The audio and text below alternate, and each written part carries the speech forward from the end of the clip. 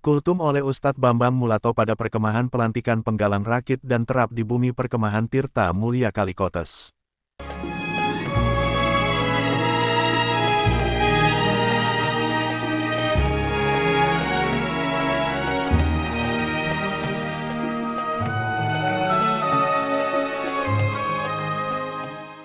Assalamualaikum warahmatullahi wabarakatuh.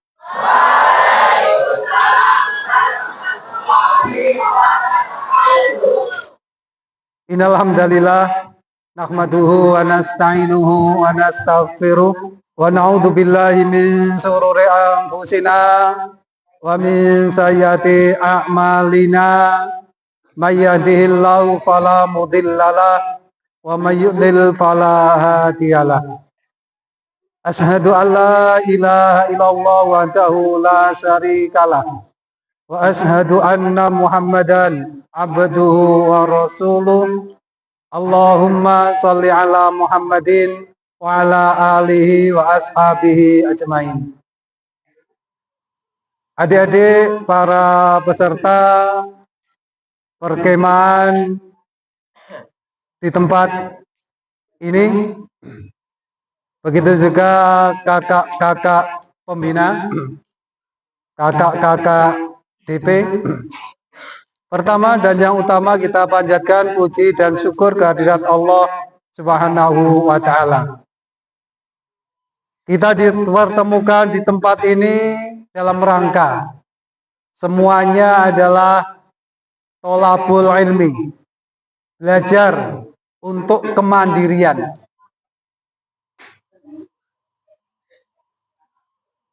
Semuanya, termasuk yang tua-tua pun tetap belajar, tidak hanya yang muda. Ada disebutkan di dalam hadisnya Rasulullah, innallaha yabghadu man mahirun fid dunya wa jahilun fil akhirah. Kalau tidak salah gitu ya. Tolong nanti dikoreksi Bapak Ibu. Sesungguhnya Allah membenci orang yang pintar dalam urusan dunia tetapi bodoh dalam urusan akhirat, urusan agama.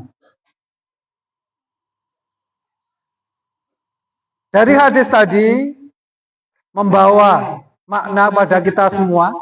Jadi belajar itu tidak hanya belajar ilmu-ilmu dunia, tetapi juga belajar yaitu ilmu tentang akhirat.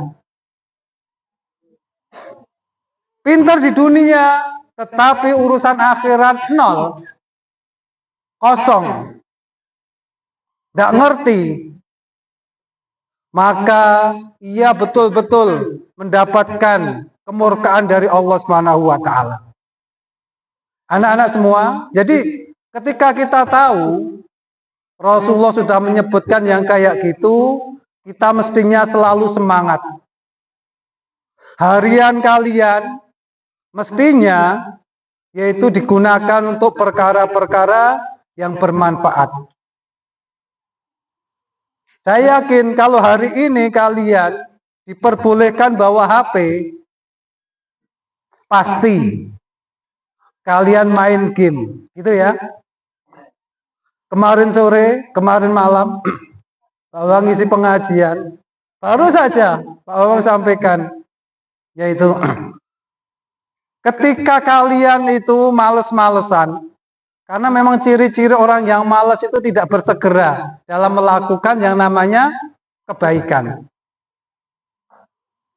Banyak di antara kalian waktunya, apalagi ketika nanti liburan, waktu yang paling banyak pasti digunakan untuk megang HP.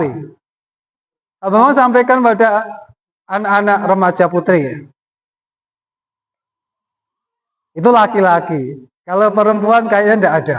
Ternyata di kalangan mereka menyatakan banyak, Pak. Dan akhirnya Pak Abang temukan sendiri. ketika Pak Bambang menyampaikan pengajian gitu, depan Pak Bambang ini bawa HP, ternyata main game. Masya Allah. Weh, adalah. Ternyata ada juga ya.